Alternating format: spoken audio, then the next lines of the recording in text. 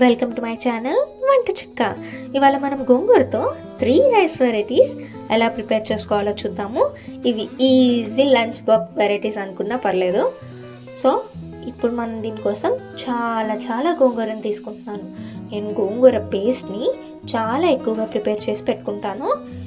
ఈ tips follow అవుతూ మీరు కూడా చేసుకుంటే ఒక 1 month వరకు మనం గోంగూర పేస్ట్ నిలువ ఉంటుంది. ఇప్పుడు ఒక మందపాటి కళాయిని తీసుకొని దీనిలోకి కొంచెం ఆయిల్ని యాడ్ చేసుకోండి. ఇప్పుడు దీనిలోకి కడిగి ఉంచుకున్న గోంగూరని వాటర్ లేకుండా స్క్వీజ్ చేసుకొని ఈ బాండీలోకి యాడ్ చేసుకోవాలి. వాటర్ ఏమీ లేకుండా స్క్వీజ్ చేసుకోండి, ఎందుకంటే మనకి గోంగూర ఉడికేటప్పుడు ఆల్రెడీ వాటర్ వస్తుంది కాబట్టి. ఇప్పుడు దీనిలోకి కొంచెం సాల్ట్ని యాడ్ చేసుకోండి. సాల్ట్ని యాడ్ చేసుకున్న తర్వాత కూడా మిక్స్ చేసుకోండి బాగా.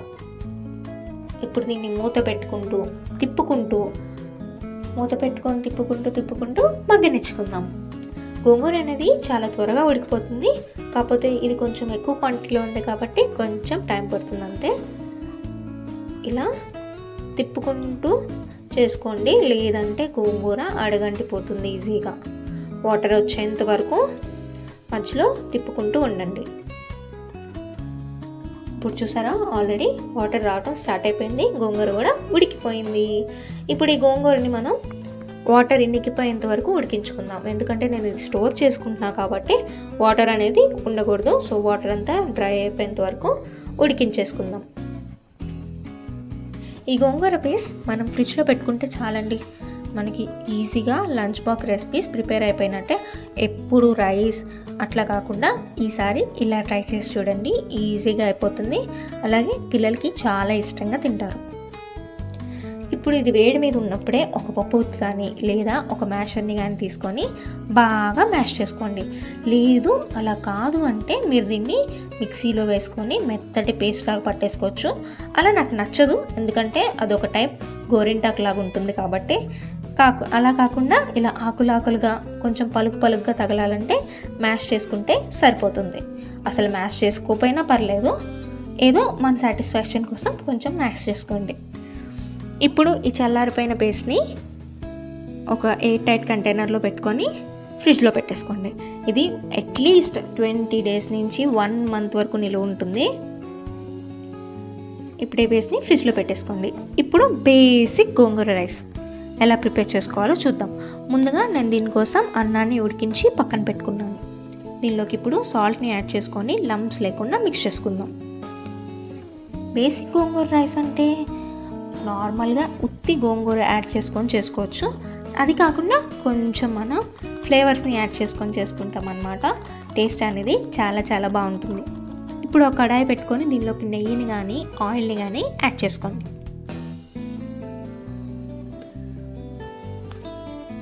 ఇప్పుడు దీనిలోకి ఎండుమిర్చి, వెల్లుల్లి అండ్ గోంగూర కాంబినేషన్ చాలా సూపర్ అల్టిమేట్. సో వెల్లుల్లి కొంచెం ఎక్కువ యాడ్ చేసుకోండి. తర్వాత దీనిలోకి జీలకర్ర, అలాగే పుదీనాని కూడా యాడ్ చేసుకోండి. ఇవన్నీ బాగా వేగిన తర్వాత ఇప్పుడు దీనిలోకి పచ్చిమిర్చిని కూడా యాడ్ చేసుకోండి. దీనిలోకి మనం కారం యాడ్ చేయము, సో మీరు కారం ఎక్కువ తినే వాళ్ళైతే కొంచెం పచ్చిమిర్చి ఎక్కువగా యాడ్ చేసుకోండి. ఇప్పుడు ఫైనల్గా కరివేపాకును కూడా యాడ్ చేసుకొని బాగా మిక్స్ చేసుకుందాం. ఇప్పుడు మన ఈ గోంగూర పేస్ట్ని కూడా యాడ్ చేసుకొని కొంచెం ఆయిల్లో అలా ఫ్రై అవ్వనివ్వండి. తర్వాత దీనిలోకి పసుపు, ఇలా ఇవన్నీ ఫ్రై అయిపోయిన తర్వాత దీనిలోకి ఇందాక మనం మిక్స్ చేసి పెట్టుకున్న అన్నాన్ని కూడా యాడ్ చేసుకొని మిక్స్ చేసుకుంటే almost we're there, gongura rice prepare అయిపోయినట్లే. బాగా మిక్స్ చేసుకొని దీనిలోకి కొత్తిమీరని యాడ్ చేసుకుందాం.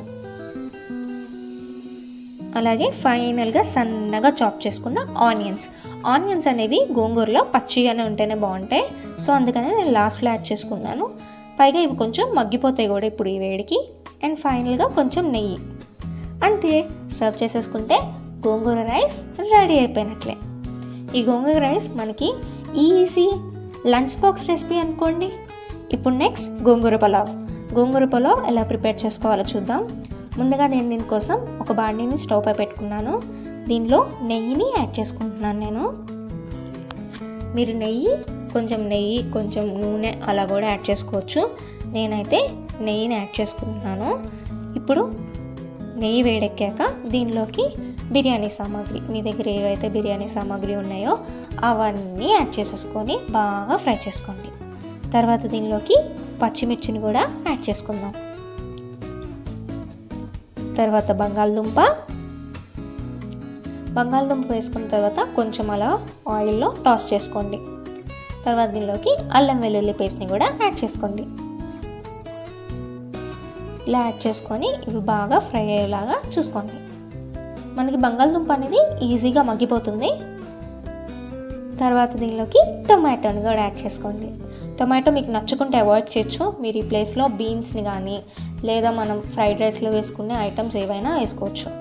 ఇప్పుడు దీనిలోకి కొంచెం సాల్ట్ వేసుకొని పసుపు వీటిని అన్నిటిని బాగా మిక్స్ చేసుకొని మూత పెట్టుకొని ఒక 2 to 3 minutes పాటు మగ్గించుకుందాం. టమాటా ఉడకాలి కదా, అందుకనే మగ్గనించుకుందాం.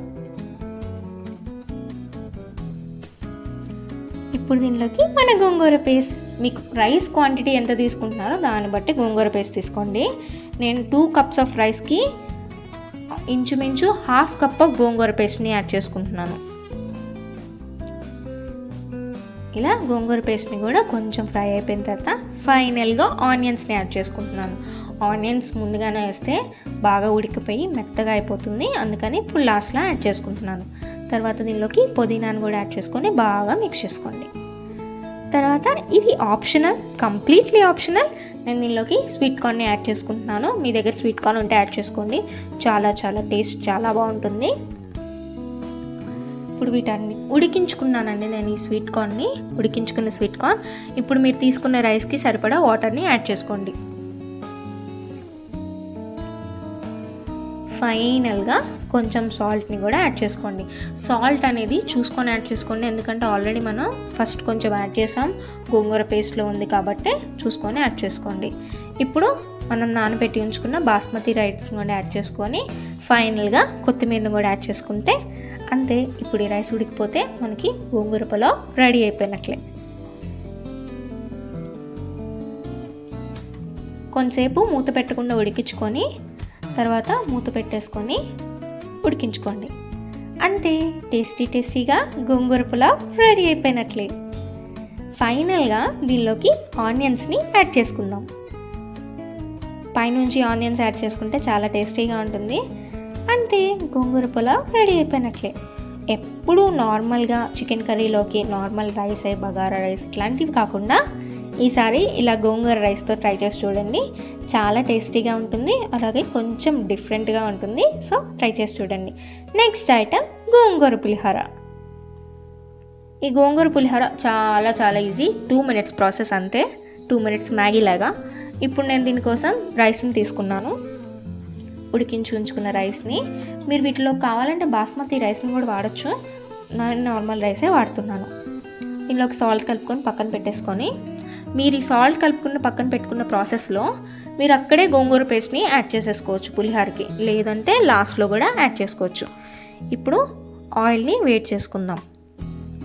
ఆయిల్ వేడెక్కాక కొంచెం ఎండుమిర్చి అలాగే పల్లీల్ని యాడ్ చేసుకోండి. పల్లీలు ముందుగానే యాడ్ చేసుకోండి, ఎందుకంటే పల్లీలు తొందరగా ఫ్రై అవ్వవు కాబట్టి. తర్వాత తాలింపు గింజలను కూడా యాడ్ చేసుకోండి.